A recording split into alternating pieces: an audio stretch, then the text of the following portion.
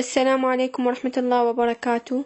اليوم أقدم لكم قناع أو ماسك لتبييض البشرة وإزالة البقع الداكنة ومنحها نضارة وتوهج طبيعي بمواد طبيعية وبسيطة جدا ومتوفرة في كل منزل.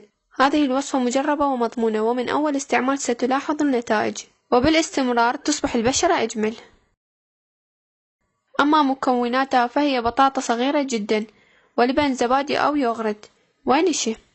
نقوم أولا بوضع القليل من الماء في إناء ويوضع على النار لسلق البطاطا، وبعد أن تنضج نطفئ النار وتترك لتبرد.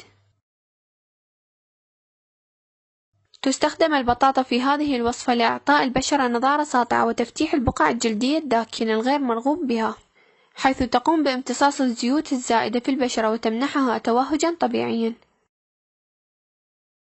نبرش ونهرس البطاطا جيدا ثم نضيف ملعقة من اللبن إلى المزيج، ويعمل اللبن الزبادي كمرطب للبشرة ويمنع ظهور التجاعيد بسبب وجود حامض اللاكتيك الذي يحافظ على ليونة البشرة ويعالج الحروق والآثار الناجمة عن التعرض لأشعة الشمس، كما ويخفف الكلف والنمش والهالات السوداء. ثم نضيف بعدها نصف ملعقة من النشا ونمزج جيدا. يعمل النشا كمقشر فعال للبشرة وشد ترهلات الجلد في الوجه وتضييق المسامات في البشرة. من المؤكد والأفضل أن تكون الكميات المستعملة للوصفة تكفي ليوم واحد فقط، ولا يتم خزنها أو حفظها لأيام، وذلك لكي تحافظ على مفعولها وتأثيرها على البشرة. بعد أن نتأكد من مزج المكونات جيدا يوضع الماسك على البشرة وتدلك البشرة به، وممكن استعمال الماسك تحت العين، لكن مع الحرص أن لا يتم ملامسة العين، ويجب عدم فرك المنطقة لاحقا عند فرك الوجه، وإنما فقط يتم غسلها، وذلك لكي لا تتأذى العين ولا تخدش المنطقة تحت العين. وسوف أتكلم لاحقا عن موضوع الهالات السوداء في المواضيع القادمة.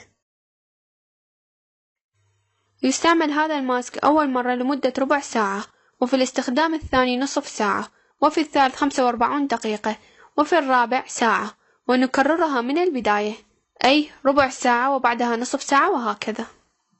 بعد مرور الوقت المحدد على الماسك سيصبح جاف جدا، وبعد ذلك نقوم بفرك البشرة لتقشيرها وتغسل بالماء الدافئ ثم بالماء البارد، وستلاحظون الفرق من أول استخدام إن شاء الله تعالى.